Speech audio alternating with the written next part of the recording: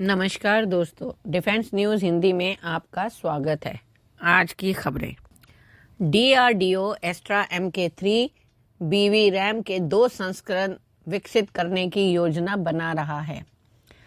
भारत का रक्षा अनुसंधान एवं विकास संगठन यानी डीआरडीओ अपनी अगली पीढ़ी की beyond visual range air to air missile that is BV-RAM के विकास में महत्वपूर्ण प्रगति कर रहा है, जिसे आमतौर पर एस्ट्रा MK3 के रूप में जाना जाता है।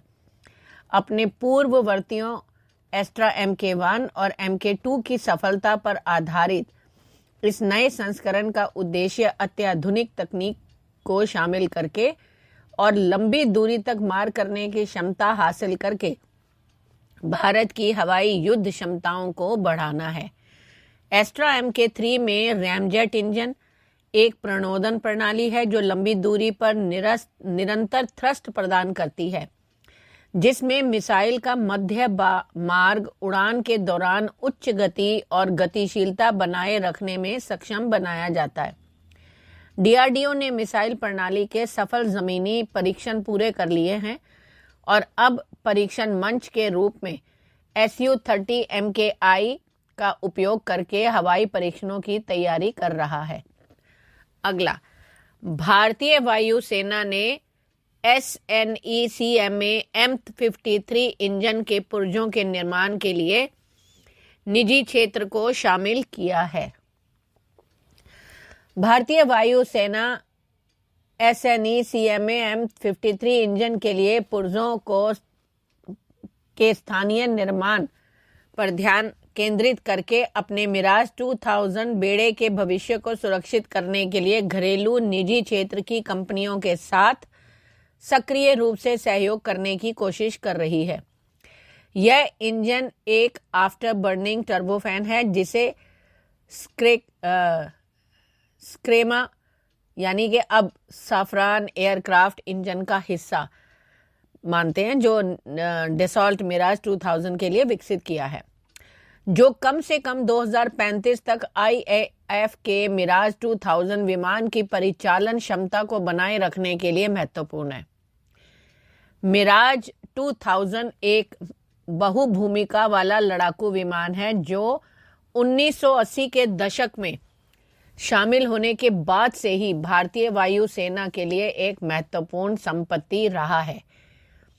इसके इंजन इन विमानों को शक्ति प्रदान करता है, यानी कि SNECMA M53 इंजन की बात कर रही हूं, जो अपनी थ्रस्ट क्षमताओं के लिए बहुमुखी प्रतिभा और उच्च प्रदर्शन प्रदान करता है।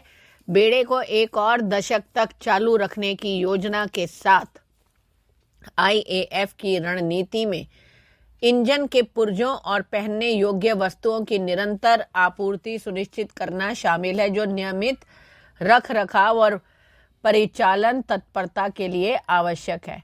अगला, भारत का विमानन क्षेत्र छोटी दूरी के क्षेत्रीय विमानों के स्थानीय विकास का समर्थन करता है।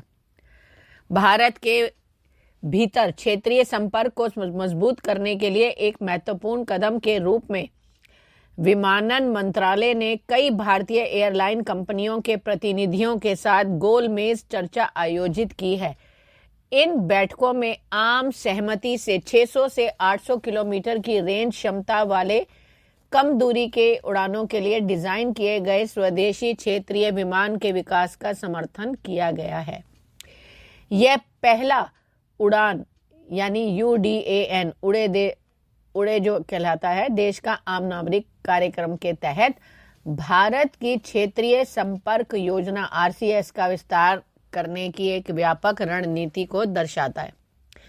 सरकारी स्वामित्व वाली एयरलाइन की अनुपस्थिति में इस पहल को आकार देने में मदद करने के लिए निजी क्षेत्र की एयरलाइन कंपनियों पर जिम्मेदारी डाल दी है। सूत्रों के अनुसार इन एयरलाइनों से भारत में निर्मित समाधान के लिए मजबूत समर्थन मिल रहा है, जो देश में क्षेत्रीय हवाई यात्रा की अनूठी मांगों को पूरा कर सकता है। अगला, राफेल मैरीन वर्सेस J-15B शेन्यांग यानी कि वाहक विमान। बातचीत के एक खुलासे में भारतीय नौसेना के एक अधिकारी ने कहा कि राफेल एम, जिसे नौसेना फ्रांस से हासिल करने की योजना बना रही है, सभी लड़ाकू क्षमताओं में चीन के आधुनिक J-15B और J-15D वाहक आधारित लड़ाकू विमानों से काफी बेहतर है।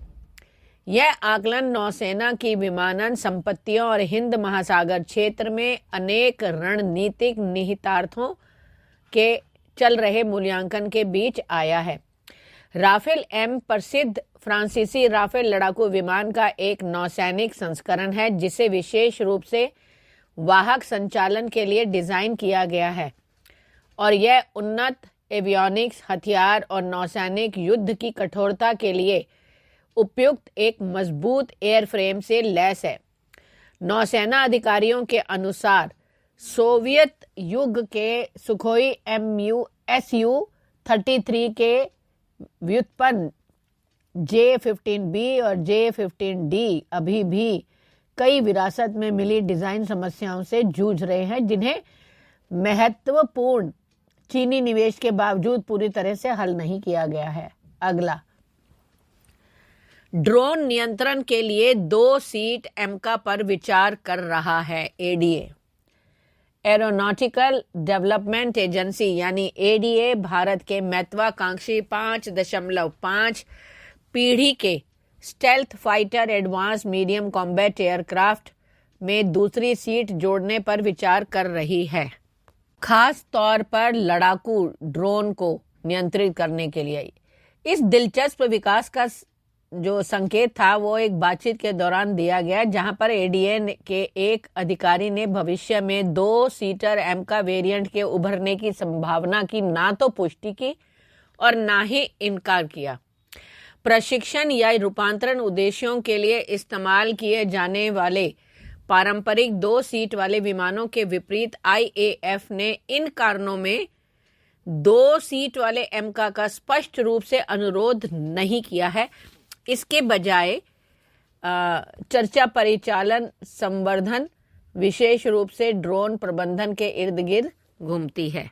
अगला, भारत एमका कार्यक्रम के लिए 6ठी पीढ़ी के जेट इंजन का सौदा हासिल करने के कगार पर है। भारत का महत्वाकांक्षी उन्नत मध्यम लड़ाकू विमान यानी एमका कार्यक्रम 6ठी पीढ़ी के जेट इंजन के संयुक्त विकास के लिए अनुबंध के अपेक्षित अंतिम रूप से तय होने के साथ एक महत्वपूर्ण छलांग लगाने के लिए तैयार है। फ्रांसीसी एरोस्पेस कंपनी साफरान इस उच्च दाव सहयोग में अग्रणी के रूप में उभरी है। हालांकि यूके की रोल्स रॉयस और US की जनरल इलेक्ट्रॉनिक्स यानी GE दोनों इस साझेदारी के लिए उत्सुक दावेदार बने हुए हैं। मामले से परिचित सूत्रों के अनुसार इस कार्यक्रम की अनुमानित लागत लगभग $5 बिलियन है। यह पर्याप्त निवेश न केवल इंजन के विकास को निधि देगा, बल्कि भारत के एक स्थानीय उत्पादन लाइन की स्थापना को भी कवर करेगा। यह धनराशि प्रोटोटाइप के निर्माण की सुविधा प्रदान करेगी और व्यापक जमीनी और लड़ाकू उड़ान परीक्षण चरणों का समर्थन करेगी, जिससे यह सुनिश्चित होगा कि इंजन आधुनिक लड़ाकू विमानों की कठोर मांग को पूरा करता है। धन्यवाद।